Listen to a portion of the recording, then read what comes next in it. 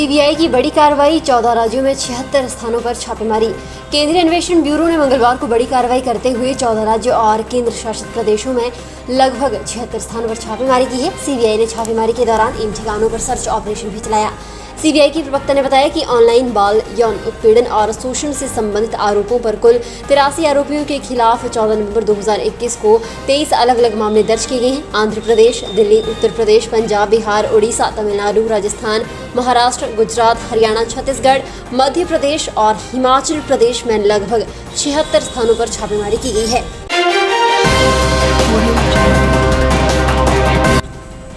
सरकारी स्कूलों में बच्चों की रुचि बढ़ाने के लिए बनाया मिनी सिनेमा घर।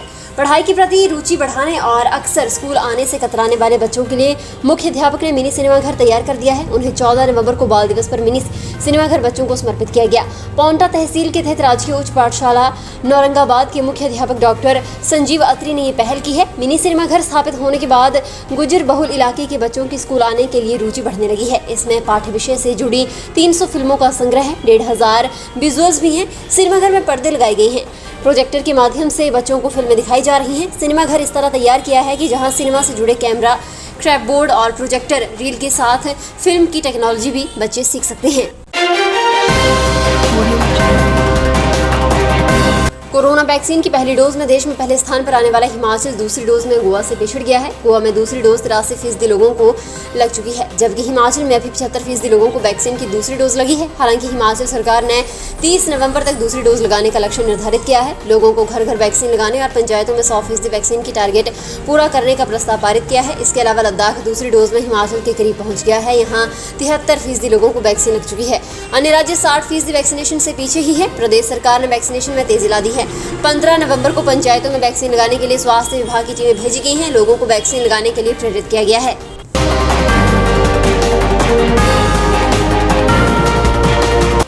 कनलोग के जंगल में एक नहीं बल्कि 5 तेंदुए। राजधानी के कनलोग डाउनडेल के जंगल में एक नहीं बल्कि 5 तेंदुए घूम रहे हैं। इनमें 3 तेंदुए छोटे हैं और इनकी उम्र करीब 5 से 7 महीने है। वन विभाग की ओर से इस क्षेत्र में लगाए गए ट्रैप कैमरों में 5 तेंदुओं की मूवमेंट दिखी है। इनमें एक मादा तेंदुआ भी है। इसके साथ 3 बच्चे घूम रहे हैं। 5 अगस्त को कनलोग से जब 6 साल के बच्चे को तेंदुए ने उठाया था, उस वक्त यहाँ लगाए गए ट्रैप कैमरों में भी ये मादा तेंदुआ 3 बच्चों के साथ दिखी थी। उसमें इसके शावक छोटे थे, लेकिन अब ये बड़े हो गए हैं। हालांकि अभी ये अकेले शिकार नहीं कर पाते और मादा तेंदुआ के साथ ही घूम रहे हैं। वन विभाग के अनुसार एक और तेंदुए की मूवमेंट भी कैमरों में पता चली है। ये तेंदुआ काफी बड़ा है। कनलोग में लगाए गए पिंजरे के पास भी ये तेंदुआ पहुंचा था और इसके पंजों के निशान से अंदाजा लगाया गया है कि ये काफी बड़ा है। वन विभाग का कहना है कि अब तक 5 तेंदुओं की मूवमेंट पता चली है। इनकी संख्या ज्यादा भी हो सकती है। अब बगीचों में उगेगा कैंसर से लड़ने में सहायक जंगली फल काफल। कैंसर जैसी खतरनाक बीमारी की रोकथाम में मददगार काफल अब बगीचों में भी उगाए जा सकेंगे। आईआईटी मंडी के सहयोग से फल वैज्ञानिकों ने इस जंगली फल का बगीचा तैयार करने की कवायद शुरू कर दी है।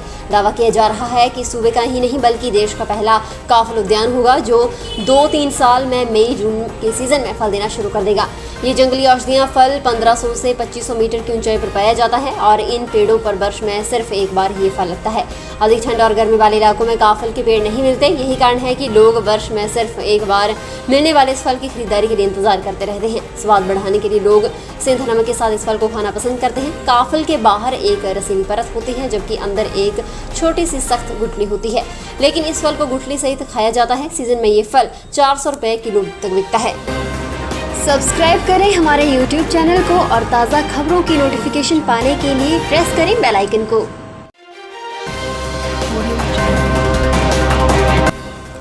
जिला ऊना में कैंटर ने कार को मारी टक्कर। डिवाइडर से टकराकर दूसरे वाहन से टकराई गाड़ी। हमीरपुर रोड ऊना पर नंदा अस्पताल के समीप 3 वाहनों की टक्कर हो गई। हादसे में कार चालक जख्मी हुआ है, जिसे स्थानीय लोगों की मदद से उपचार के लिए क्षेत्रीय अस्पताल ले गए, जहां पर उसका उपचार जारी है। हादसे के बाद मौके पर जाम लग गया। सूचना मिलने के बाद पुलिस मौके पर पहुंची और जाम खुलवाने के प्रयास में जुट गई। जानकारी के मुताबिक मंगलवार दोपहर एक कैंटर ऊना से बगाना की ओर जा रहा था कि नंदा अस्पताल के समीप कैंटर अनियंत्रित होकर आगे चल रही कार को टक्कर मार दी, जिसके चलते कार डिवाइडर पार करते हुए सामने से आ रहे एक गाड़ी से टकरा गई। हादसे में कार चालक जख्मी हुआ है, जिसे स्थानीय अस्पताल में भर्ती करवाया गया है। वहीं पुलिस ने मौके पर पहुंचकर मामले की जांच शुरू कर दी है। स्वारघाट में मंगलवार सुबह चंडीगढ़ मनाली नेशनल हाईवे पर शिव मंदिर बनेर पर एक ट्रक अनियंत्रित होकर सड़क पर पलट गया। ट्रक पानीपत से बल्लाधार बिलासपुर पेवर ब्लॉक लेकर जा रहा था। गनीमत ये रही कि ट्रक पलटने के बावजूद सड़क पर ही रुक गया, अन्यथा गहरी खाई में लुढ़कने से कोई बड़ा हादसा हो सकता था। ट्रक चालक कपूरदीन निवासी गांव आलू तहसील अम्ब जिला ऊना को मामूली रूप से चोटें आई हैं। हादसे में ट्रक चालक कपूरदीन के साथ इसका बेटा शमशेर मोहम्मद भी बैठा हुआ था, जिसे कोई भी चोट नहीं आई है। घटना की सूचना मिलते ही स्वारघाट पुलिस मौके पर पहुंचकर छानबीन में जुटी। घायल चालक को 108 एम्बुलेंस के माध्यम से स्वारघाट अस्पताल पहुंचाया गया, जहां उसका उपचार जारी है।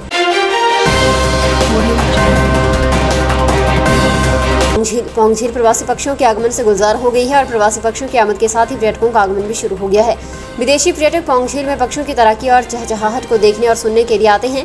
अभी तक पौंग झील में bar headed geese, common teal, northern pintail, common coot, little cormorant, chiffchaff, ruddy, shelduck, common pochard, common teal, little cormorant, सॉफ्टिल, मलार्ड वर्ड, यूरेशियन टिलमूर, हेन और ग्रेट इग्रेट प्रजातियों के 20,000 विदेशी परिंदे पहुंच चुके हैं, जिनकी संख्या बढ़ती जाएगी।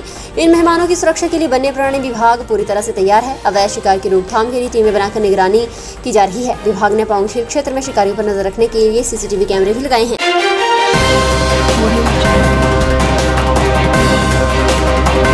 मुख्यमंत्री जयराम ठाकुर ने धर्मशाला में राज्य के लिए जापान अंतर्राष्ट्रीय सहयोग एजेंसी के आर्थिक सहयोग से 1010.60 करोड़ रुपए की हिमाचल प्रदेश फसल विविधीकरण संवर्धन परियोजना चरण 2 के शुभारंभ समारोह की अध्यक्षता की। मुख्यमंत्री ने कहा कि राज्य सरकार ग्रामीण क्षेत्रों के विकास के लिए प्रतिबद्ध है, क्योंकि इन क्षेत्रों में कुल जनसंख्या के 90% से अधिक लोग रहते हैं और लगभग 70% जनसंख्या अपनी आजीविका के लिए कृषि क्षेत्र पर निर्भर है। उन्होंने कहा कि सीमित वित्तीय संसाधनों और कोरोना महामारी के कारण मंदी के बावजूद वर्तमान सरकार ने राज्य के सर्वांगीण और समान विकास के लिए सिंचाई, कृषि, बागवानी, वानिकी और संबद्ध क्षेत्रों को बढ़ावा देने के लिए कई नई योजनाएं शुरू की हैं।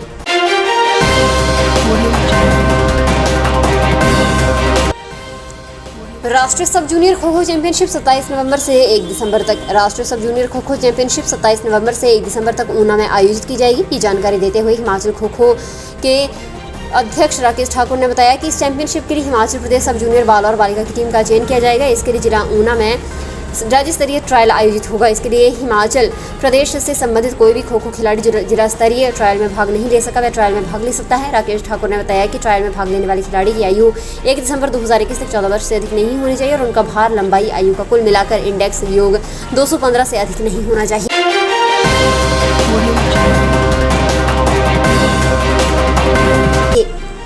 फिलहाल के लिए बस इतना ही और बड़ी खबरों के लिए बने रहने सुपर भारत के साथ।